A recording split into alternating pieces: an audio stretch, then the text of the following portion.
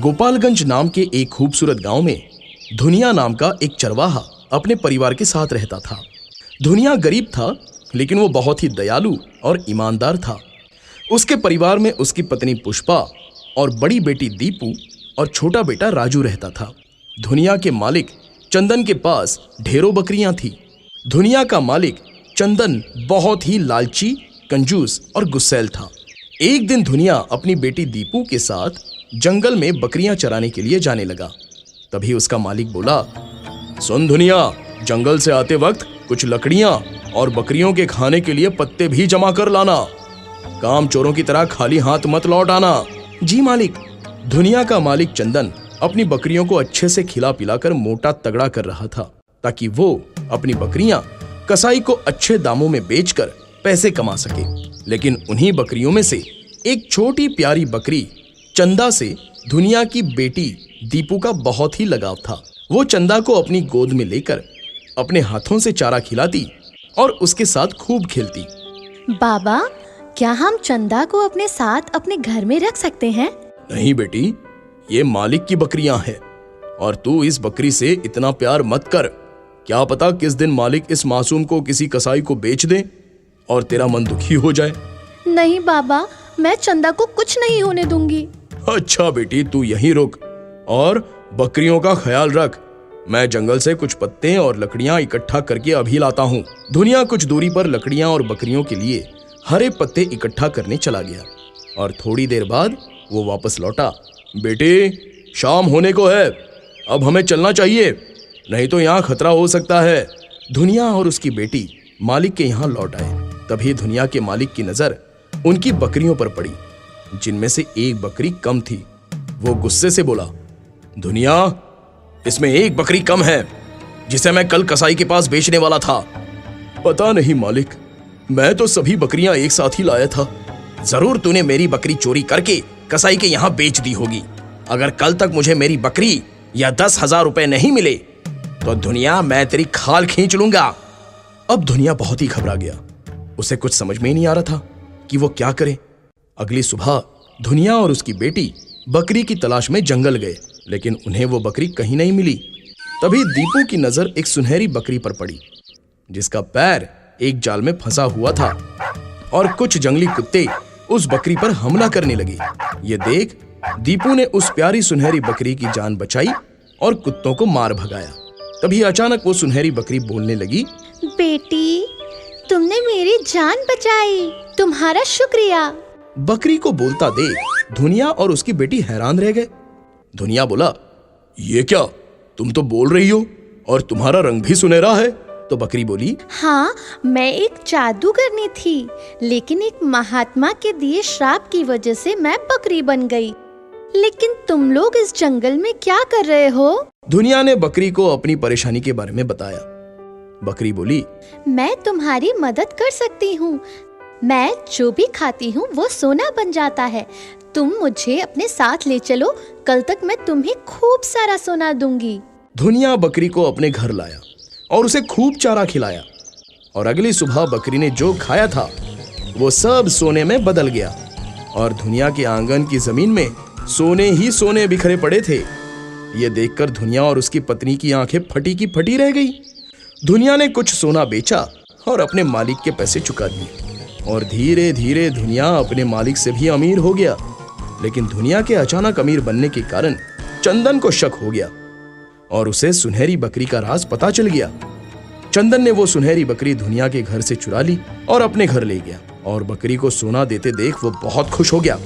लेकिन उसका लालच और बढ़ गया और उसकी पत्नी बोली, अजी, आखिर कब तक इस बकरी को खाना खिलाकर हमें सोने का इंतजार करना पड़ेगा? देखा नहीं, हमारा नौकर धुनिया हमसे भी ज्यादा अमीर हो गया है। किसी और को इस बात की भनक लगे, इससे पहले इस बकरी के पेट से सारा सोना निकाल लेते हैं। हाँ, तुमने ठीक कहा। आज इस बकरी को खूब खाना खिलाओ ताकि कल इसके पेट में खूब सारा सोना हो जाए और कल सारा सोना हम निकाल लें। अगली सुबह चंदन और उसकी पत्नी बहुत खुश थे। वो बकरी के पास गए और चाकू से उस बकरी का पेट चीर दिया, लेकिन उन्हें बकरी के पेट में एक भी सोना नहीं मिला। तभी बकरी के अंदर से एक औरत की आत्मा निकली और वो हंसते हुए बोली, तुम दोनों बहुत ही बुरे और लालची हो, इसलिए तुम्हें सोना नहीं मिला। लेकिन तुम्हारी लालच की वजह से मुझे इस श्राप से मुक्ति मिल गई। और वो आत्मा गायब हो गई। चंदन और उसकी पत्नी अपनी लालच की वजह से अपना सर पकड़कर रोने लगे। इसलिए कहते हैं, ज्यादा लालच बुरी बला है। महाराष्ट्र के एक छोटे से गांव में समुद्र किनारे सुभाष नाम का एक मछुआरा अपनी पत्नी शांता और 2 बच्चों के साथ रहता था।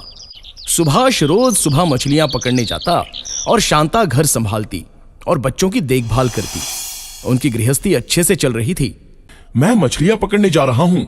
आज ज्यादा मछलियां पकड़नी पड़ेंगी, तभी तो मैं मुनिया के स्कूल की फीस जमा कर पाऊंगा। ठीक है, तुम अपना ख्याल रखना।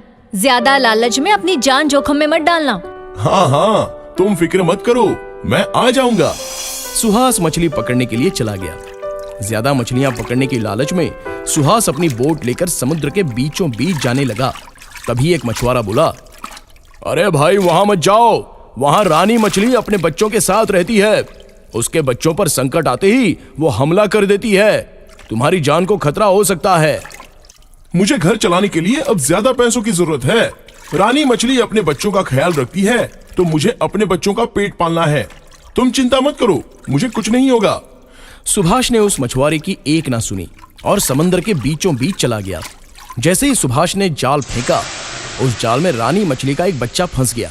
ये देखकर रानी मछली ने उस पर हमला कर दिया और सुहास बुरी तरह घायल हो गया। ये देख पास के कुछ दूसरे मछुआरे घायल सुहास को उसके घर ले गए। अपने पति को घायल देख शांता फूट फूट कर रोने लगी। अरे देवा, हे कैसा लो, अब मैं क्या करूं? मैंने कहा था पैसों का ज्यादा लालच ठीक नहीं। सुहास की हालत देख डॉक्टर ने कहा, जख्म गहरा है, इनके इलाज में बहुत खर्चा आएगा। मैं अभी कुछ दवा दे देता हूँ, बाकी दुआ ही काम करेगी। अब सुभाष को बीमार पड़े महीनों बीत गए, लेकिन ना दवा काम आई ना दुआ। आप चिंता मत कीजिए, हिम्मत रखिए। भगवान की कृपा से आप जल्दी ठीक हो जाएंगे। बीमारी बढ़ती जा रही थी और घर की माली हालत बिगड़ती ही जा रही थी। उसके सामने अब 2 चुनौतियां थी, एक तो घर चलाना और पति का इलाज करवाना। उसने ठान लिया कि अब वो कमाएगी और घर का खर्चा चलाएगी और पति का अच्छा इलाज भी कराएगी। शांता ने एक सुनार के पास अपने गहने गिरवी रखकर कुछ रुपए उधार लिए। इसके बाद मछलियां खरीदकर उन्हें बाजार में बेचना शुरू कर दिया। रोज सुबह खाना बनाना और पति को दवा पिलाना, मछली खरीदना और उन्हें बाजार में बेचने जाना।